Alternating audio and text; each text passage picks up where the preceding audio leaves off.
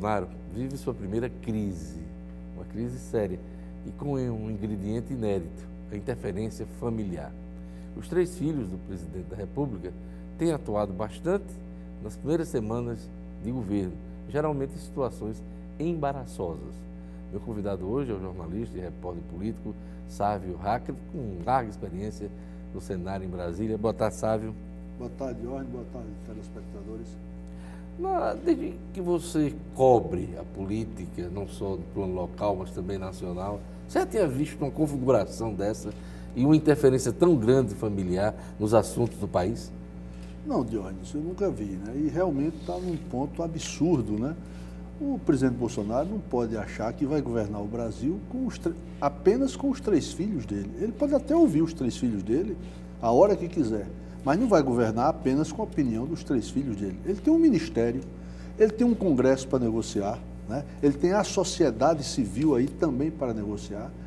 E, por enquanto, é um governo de trapalhadas familiar, né? Os filhos de Bolsonaro e ele, toda semana, criando uma crise, né? E criando embaraços e empecilhos para o funcionamento do governo. Pois é, você falou que o presidente tem todo o direito de ouvir os filhos, e pode ouvir a mulher, pode ouvir qualquer parente, né? É natural que se escute em qualquer governo, mas não dá para vazamento de áudio, de vídeo, e, enfim, fotos, fica complicado, né? Porque passa a ser uma questão de Estado. Na sua opinião, o presidente tem noção do cargo que ocupa? Aparentemente não. Esses primeiros dias estão mostrando que é uma pessoa sem noção, despreparado para exercer a liturgia que a presidência da República de qualquer país exige, né? Quer dizer, então eu vejo que é atrapalhada em cima de atrapalhada e uma influência muito forte dos filhos dele, especialmente, me parece, acho que é o mais novo, o 02. É um vereador no Rio de Janeiro, né? Não é o mais novo, não, é o segundo, né? É o segundo, né? Tem o Flávio Bolsonaro, que é o senador do Rio, que está lá envolvido naquelas questões lá do Queiroz, né? Exatamente. No Rio de Janeiro, tal, na Assembleia do Rio.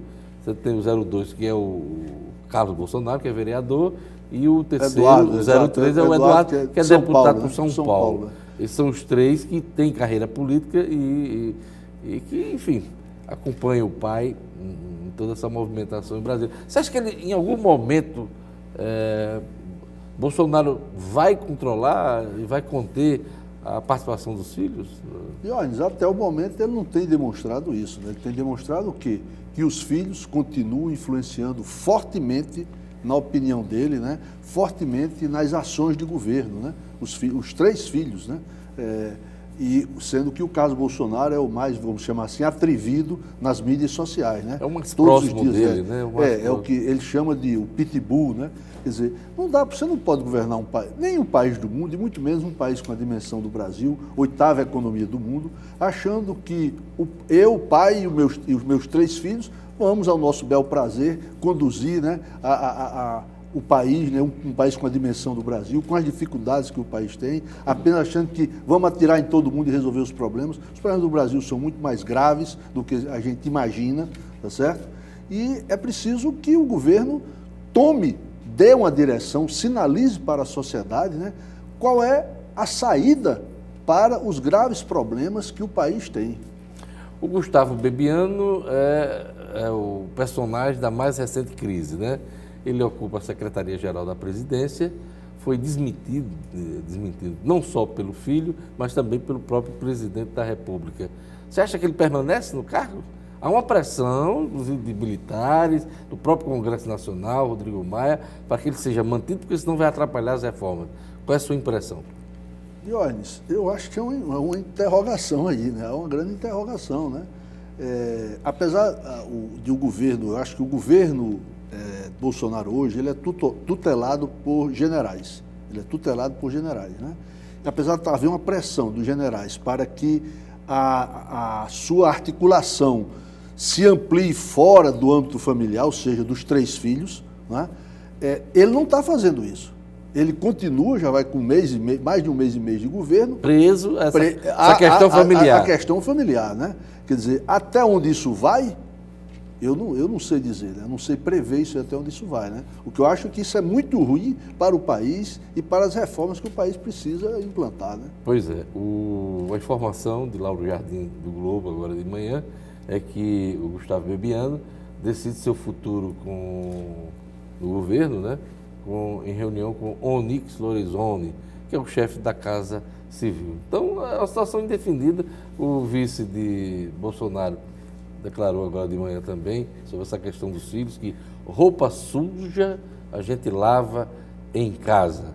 O Hamilton Mourão, que é o vice. É o vice que fala, né? É o vice que fala, né? Quer dizer, sempre disseram que vice é vice, vice tem que ficar no seu lugar e tal, enfim. Mas o general Mourão tem sido uma voz ativa nesse início de governo, né? Inclusive se posicionando com posições diferentes do presidente da República. Mas né? o problema, mais um problema para Bolsonaro. Muito embora eu acho que o vice-presidente e o presidente, enfim, não é obrigado a tudo ter a mesma opinião, enfim, eu acho que na democracia pode haver divergência. Isso aconteceu com Lula e Zé de Alencar, né? E Zé de Alencar. Em alguns Lula tinha uma política isso. econômica e Zé de Alencar sempre contestava, principalmente a questão dos juros. Exatamente. Ele que era um defensor dos juros mais baixos. Né? Exatamente. Economia, né? Então eu acho que até aí eu não vejo com muita gravidade. Né? O que eu vejo maior gravidade é essa realmente influência dos filhos em cima do presidente e ele não está dando ouvido para ninguém, a não ser para os filhos.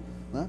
E não dá para governar um país como o Brasil, como eu já disse, apenas com o presidente e os 3 filhos. Né? Reforma da Previdência.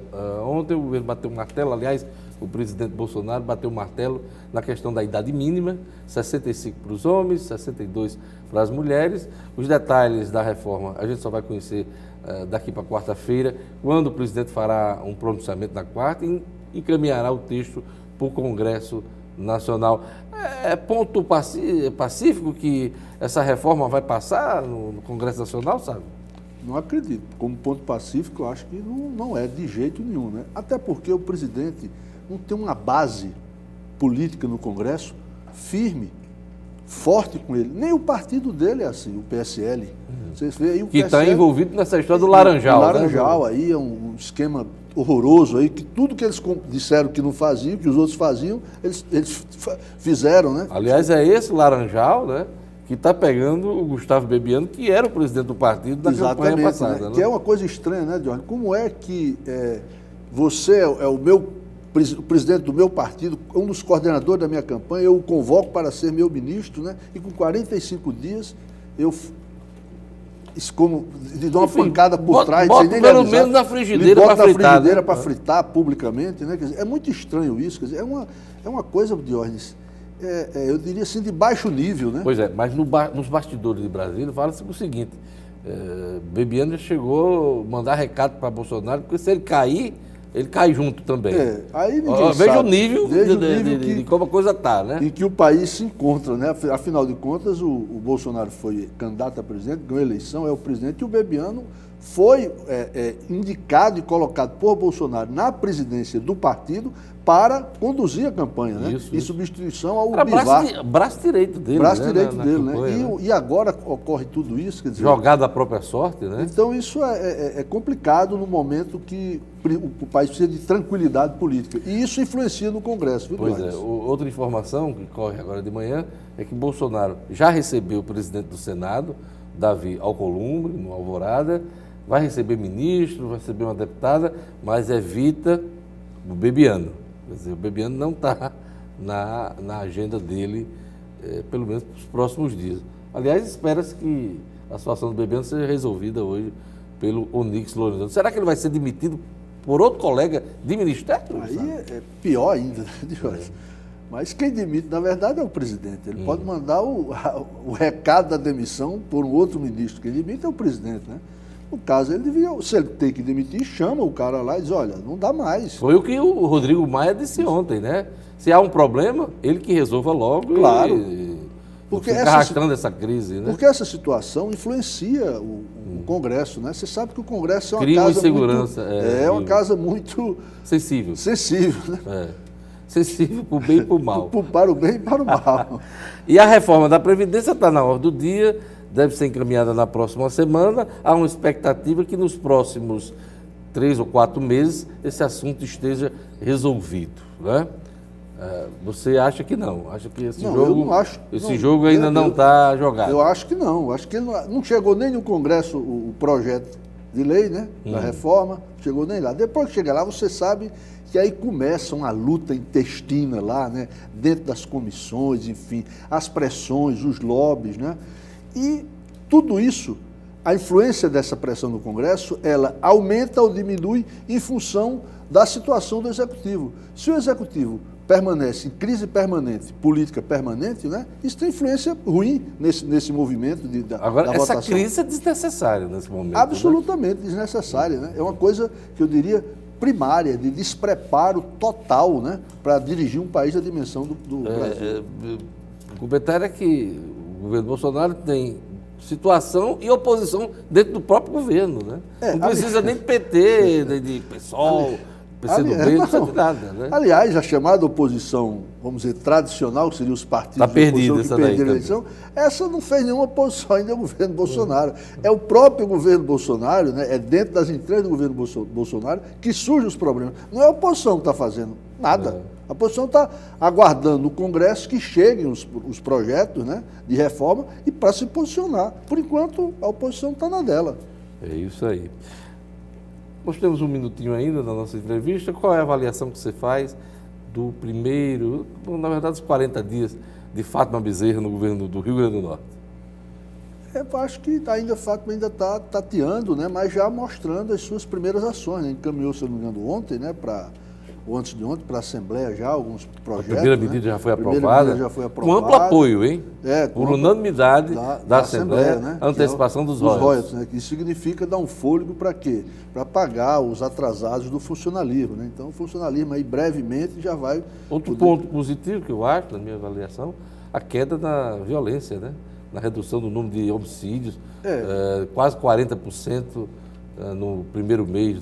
Ainda não dá para dizer que é uma tendência. Eu acho que não sei se é uma tendência, eu acho muito cedo. Mas foi bom. Mas, não, claro, é uma notícia boa, de qualquer maneira, melhor do que se aumentou a violência, né, diminuiu e tal. Enfim, eu acho que ela ainda está, eu diria, tateando o terreno, né?